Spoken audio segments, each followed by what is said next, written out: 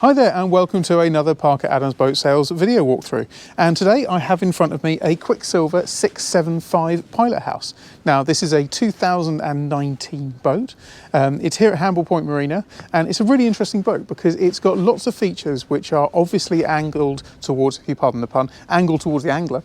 So lots of fishing features, but also it's a really nice family boat. So there are opportunities where you could use this boat with your family, good seating accommodation, you've got a fridge, you've got fresh water, so you could also have days out with your family, but we're not ignoring the fact that this is predominantly aimed at the fishing market. So there's two characters very much to this boat. So what I'll do is I'll show you the boat first of all in fishing boat mode, and then I'll turn the camera off and convert that back area into much more of a seating area where you can see how you could sit down, relax and spend time with your family. So if we carry on walking down the boat, this pilot house is really large. It's a really light, airy pilot house. You've got a hatch at the top, so that slides back to provide lots and lots of air and light into the cabin. And then you've got two slidey windows either side, which are really nice for mooring up, so you can communicate with the helm person. You've got windscreen wipers on the front. You'll notice the bow position is really forward on this, which allows for lots and lots of space at the back for fishing, but also makes a pretty large pilot house. So the space here at the helm, windscreen wipers I'd imagine are pretty important, because I'd imagine in a deep sea you'll get quite a lot of swell and spray coming onto this screen here. Whilst looking at the front of the boat, important to point out it has an electric windlass. Some boats of this size just come with a manual windlass, but this has got an electric windlass, which makes anchoring very easy in those fishing spots or lunch spots. The side decks are also really wide, so when it comes to walking around the boat, if I just start off here, you can see you've got good handrails here on the side and also on the top. So if you're at sea and you're trying to anchor, you can manoeuvre around the boat with ease, holding on the whole way round. So that's really nice. Inside here, you've got access to the anchor locker. And just in there, it's a mix of chain and rope, easily accessible. And then it's nice to see an anchor keep on there as well. So if this mechanism were to fail, the anchor's not going to disappear off over the side. Close that up again. You can get around on both sides, but the side access on this side, well, we'll show that. Well, Jonathan's doing a good job walking around the side there. The side access down this side is slightly smaller, so it's a slightly offset pilot house, but you can still get around on both sides, which is useful for when mooring up. But this side is the main side, and as I mentioned, good handholds as you walk down the boat. Take a step down and then into the rear seating area. Now, I mentioned about the different characteristics of this particular boat. At the moment, we're very much in fishing mode. So in line with talking about the fishing ability of this boat, you've got rod holders, which I'll show you in a second, which are tucked in here. And then you've actually got two bait wells on this boat. So the ability to have live bait, so perhaps keep sand eels alive for all day when you're fishing. And there's two of those. One of them is at the back here. So I'll just step on board. If you lift that up, you've got a live well in there, and if I then press the button at the top button, you can see it fills up with seawater. So that's going to keep sand eels and the like healthy for a while till they're fished with. So that's open on there, and then you can just pull the bung out, and that just drains out. Oh, just unscrew it. Thank you, Jonathan. He says just do that. There we go. You get the idea. Unscrew that. And the water drains. So that's nice and easy. You've got rod holders throughout the boat. So rod holders on the side. In fact, I've counted 4 rod holders at the stern. They're on either side. And just pointing out, those are the rod holders just down there. So you've got space there for 3 rods to be self-contained and tuck the ends into there. Battery isolator switch is just in here. And you've got 2 batteries on this. So you've got a start battery and also a house battery. Swimming ladder at the back, so more of the leisure angle. There is a swimming ladder which is tucked underneath that back platform. That's a stainless steel ladder that goes fairly deep, so it's pretty easy to get in and out. If you wonder what these are made by a company called Railblazer, and this is actually for an additional bait chopping board on the top here. So that clips into position and then allows you to chop up your bait on a day when you're out fishing. Space-wise, at the moment the seats are pushed right the way back, so you can see there's a good amount of space here to have, I would say, 4 or 5 people fishing at one time. The seats are concertinaed back up into the top there, but we need to just pull them down like that, and then I'll put the cushions on a bit later and you'll see that. But you can open that side up there, do the same on this one, And that's where you see we start to create this L-shaped seating area, which is when this boat would then come into its own for family boating rather than just the fishing angle. Just tuck that away again. Nice and easy to do. We also mentioned about the 2 live wells. There's another one in here. So if we open that up, you can see that's salt water in there. You've got a bung system where you you'd pull the bung out, and this then automatically fills up with salt water, and then you've got a separate bilge pump which will then empty this into the sea. So you've got 2 really, really good live wells there to keep either bait, or I guess you could also keep your fish alive for a bit longer. Close those down. Clip that. In terms of bilge access, you've got really good bilge access under both of these lockers here. If I just open them up, you can just see that's the top of the tank, I think there, John. Is that the top of the tank? Yeah. Yeah, so top of the tank there, and also a specially shaped table, which then sits into this table socket here.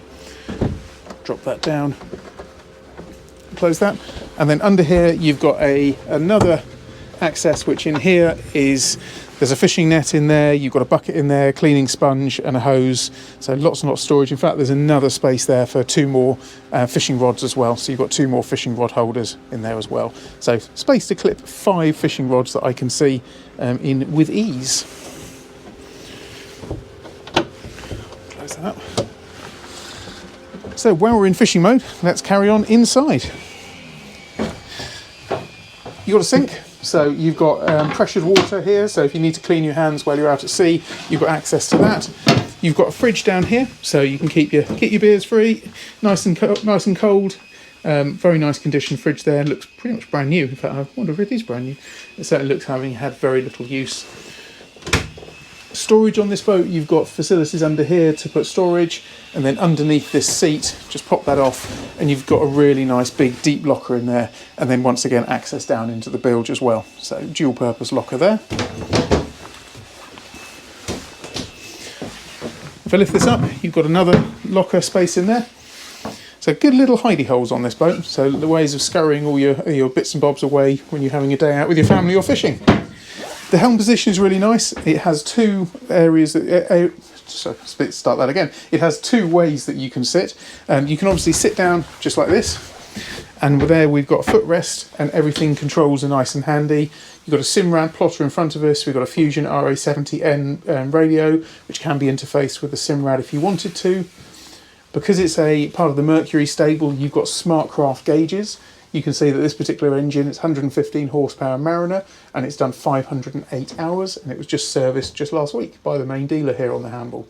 Currently full of fuel, and then your Carling switches nicely laid out here, and access to your electric windlass, as well as a USB port on that side as well.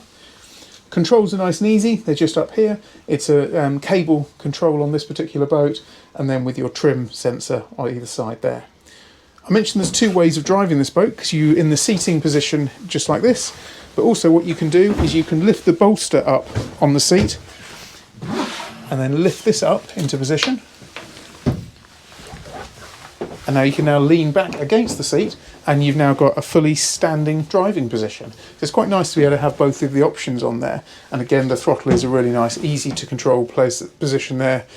You've got a compass, and you've also got a 12-volt cigarette lighter, and you've got a Simrad VHF DSC radio just above your head here.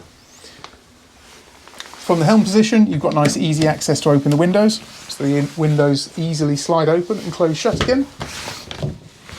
And then just above your head here, we've got this skylight, which also opens to reveal lots more light into the boat.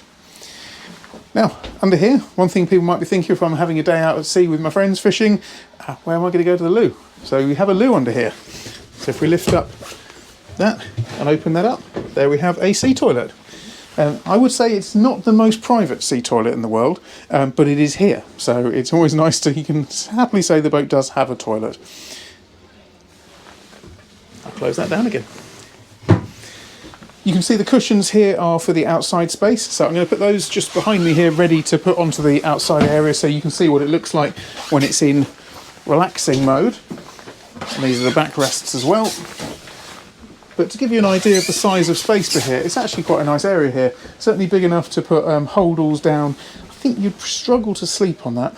Not sure it's a sleeping area, but certainly perhaps a small child might go to sleep on there. But it's a good space to have holdalls, bags, etc. If you're fishing all night, you could get your head down for an hour or so, couldn't you? That's very true, Jonathan. So you could easily have a sleeping bag then. Sleeping bag, curl up there and have a little kip. But it's perhaps not for the most comfortable night's sleep in the world. But it's got it as an ability. Side access the window here, and I think that's pretty much it for the interior of the boat. What I would say is it's very, very light. It does have a really nice feeling about it. You've got plenty of headroom here. Jonathan, who's filming today, he's over 6 foot, and you've got about another foot of height there. So it's about 7 foot tall here. So there is lots and lots of space. I'm not so tall, but about 5'10", and there's tons of space there. In terms of lighting, all the lighting on board is all LED, which is good. So if you're at anchor or you're fishing, then it means you're not going to be running your batteries down, and that's all controlled from the switches here. And you also have just outside a really big, powerful LED light, which illuminates this whole deck area. So for night fishing, you've got no issues at all, and needing to have head torches and things. You can flood this whole deck area. So what I'm going to do now is turn this into more of a leisure style, and you'll see the two very distinct areas where this boat, we've described the fishing element, now describe the leisure bit. And it's now converted into leisure mode. So what I've done is just put on those 4 cushions, but it's actually surprisingly comfortable here. You've got a backrest support. In fact, I think I may have put them on the wrong way round. I think the Quicksilver one's probably supposed to be on the back, but they're both the same size, so it doesn't matter. But you see here, you've got the back cushions, you've got nice comfortable seating here, and now you've got much more of a leisure storage boat. So if you did want to go out now with the family, then you've got a comfortable seat rather than the fishing mode that we described earlier. In terms of other leisure features, you've got the speakers. So you've got the Fusion radio I mentioned earlier that has got 2 speakers on the inside of the cabin and 2 speakers on the back. See, in the evening, that light that's actually blinding me at the moment, it really is a very, very bright LED, that one. That light there would obviously illuminate this area, so if you wanted to sit back here and have drinks in the evening, you could do. But let's not lose the focus. This is predominantly a fishing boat with the option of taking your family out for a leisurely day out. I think that's pretty much everything. So thank you so much for watching another walkthrough tour from Parker Adams Boat Sales. It's really nice to bring you such a good variety of boats, from large motor cruisers down to fishing boats, ribs of all sizes. So thanks as always for watching another video, and we look forward to seeing you in the next one. Thanks again.